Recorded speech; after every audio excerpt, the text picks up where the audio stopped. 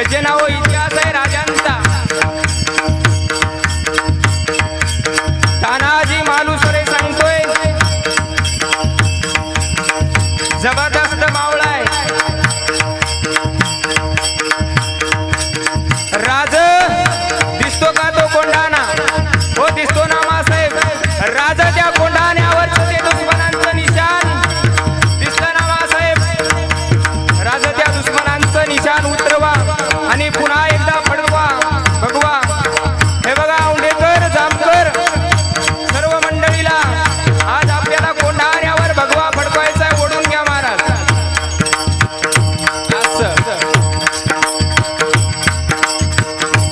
सज्जना हो इतिहास आहे राजांचा। तानाजी मालुसरे सांगतोय शूर आम्ही सरदार आम्हाला काय कुणाची भीती। देव देश आणि धर्मापायी प्राण घेतले हाती। तानाजी मालुसरे बलिदान सांगतोय।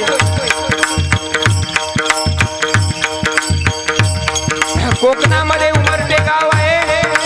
त्या उमरठे गावामध्ये हे तानाजी मालुसरे राहत आहेत। तानाजी मालुसरेने घोड्यावरती टाच मारली आणि राजे निघाले। राजांच्या भेटीला निघाले। राज आलोय। तानाजी मालुसरे रायबाच्या लग्नाची पत्रिका घेऊन आले। रायबा म्हणजे तानाजी मालुसरेंचा पुत्र आणि राज निमंत्रणाच्या पत्रिका द्यायला ताना आलाय। ताना उमरठ्यावरून आलाय आणि राज लग्नाला यावं लागेल। राज अरे येणार की कधी हे लग्न बोल। राज माझ्या रायबाचं लग्न येत्या अष्टमीला आहे। नाही जमायचं ताना। अरे शब्द दिला महासाहेबांना येत्या अष्टमीला दिवस ठरलेला आहे। 4 फेब्रुवारी 1670 दिवस ठरलेला आहे बघा। आणि दिलेला शब्द राजाने आहे। आयडिया गैरेने दिलेला शब्द नाही। शब्द माघारी जायचा नाही। राज यावं लागेल। नाही जर आला तर हे लग्न होणार नाही। अरे मासाहेब येतील ना? नाही राजा तुम्हाला यावं लागेल। नाही कोंढाण्यात जिंकायचंय कोंढाणा। हा राजा काय कोंढाणा कोंढाणा करायला लागले। या विडा जातो हा ताना आणि घेतो तो कोंढाणा। राज द्यायला तयार नाही आणि ताना ऐकायला तयार नाही बघा। इतिहास आहे राजांचा। राज यावं लागेल लग्नाला। नाही जमायचं ताना आणि नाही जर आला तर माझ्या रायबाचं लग्न होणार नाही बघा। काय नाते राज लग्नाला जर नाही आला तर मी या ठिकाणाहून जाणार नाही। आधी लग्न आपल्याला कोंढाण्याचं करायचं। कोंढाण्याचं राजाने सांगितलं अरे एवढं सोपं आहे का म्हणे। गड राखलाय उदय भानानं। गड राखलाय उदय भानानं। 7.5 फुटाचा उदय भान एक वार केला की छाताड सोलतो। एका वारामध्ये मुंडक धडा वेगळं करतो आणि एक वार केला की ढालीचे 2 तुकडे करतो। राज असल उदयवान 7.5 फुटाचा। असल उदयवान छाताड फाडणारा। असं उदयवान ढाल तोडणारा। पण हा ताना बी काय साधा नाही। महाराष्ट्राच्या मातीचा राज। ज्या विडा जातो हा ताना आणि घेतो तो कोंढाणा। विडा टेकवला निघाले बघा। 4 पावलं पाठीमागे पडले पुन्हा। राज भीती म्हणून पाठीमागे वळलो नाही। वळलो याच्यासाठी थोडस काहीतरी मागायचं। काय मागायचंय त्यांना? माग जीव घेणी मोहीम हाती घेतली। राजा एकदा कडकडून मिठी मारायची। पाणी आलं राजाच्या डोळ्यातून आणि राजाचे अश्रू तानाच्या पाठीवर, तानाचे अश्रू राजांच्या पाठीवर.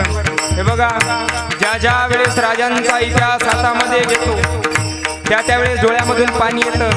कदाचित मी भावनिक होईल, कदाचित तुमच्याही डोळ्यामध्ये पाणी येऊ द्या. अरे या शरीराने रडायचं कुणासाठी? देवासाठी, धर्मासाठी आणि राजांसाठी, मावळ्यांसाठी.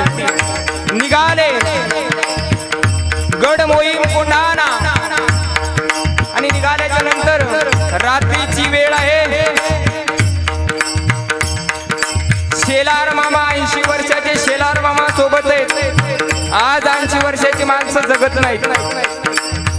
80 वर्षाचे शेलार मामा, 8 मीटरचा फेटा आहे, टिळदार मिश्या, तलवार आहे कमरेला 65 किलोची. निघाले राजे, यशाची कीर्ती साऱ्या जगतात. आणि युद्ध सुरू झालं, तलवारीवर तलवारी भिडल्या, सपासप वार होऊ लागले. उदय भानाने पाहिलं तानाला, तानाने पाहिलं उदय भानाला.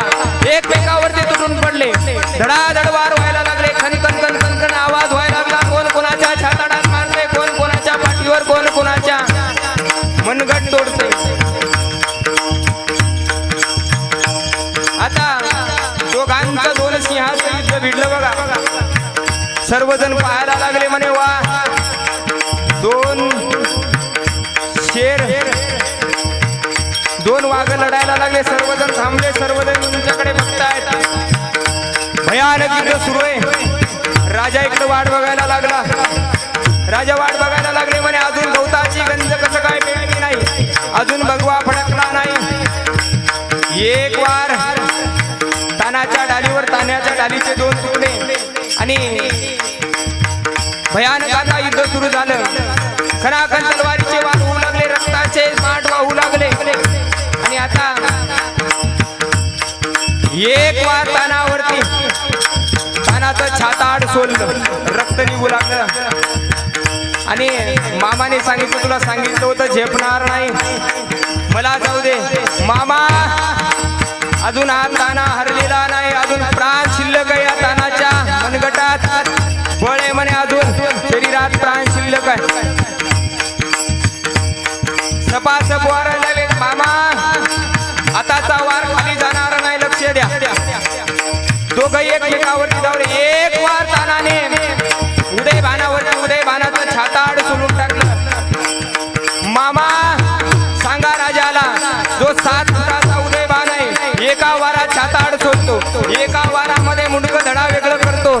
त्या तानाने त्या उदय भानाचं एका वारात मुंडकं, एका वारात छाताड सोडलं. इतिहास राजांचा आहे.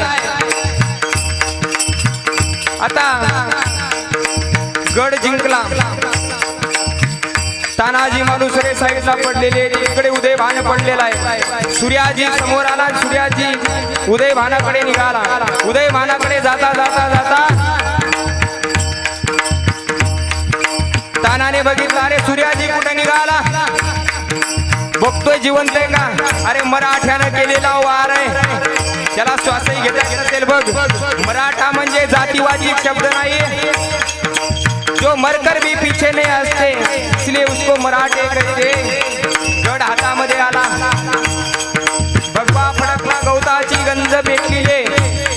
आणि राजाने पाहिलं, राजाला बातमी कळाली. आणि राजाला बातमी कळाल्याच्या नंतर राजाने एकच शब्द वापरला, गड आला पण सिंह गेला. झालं बघा आपलं कीर्तन.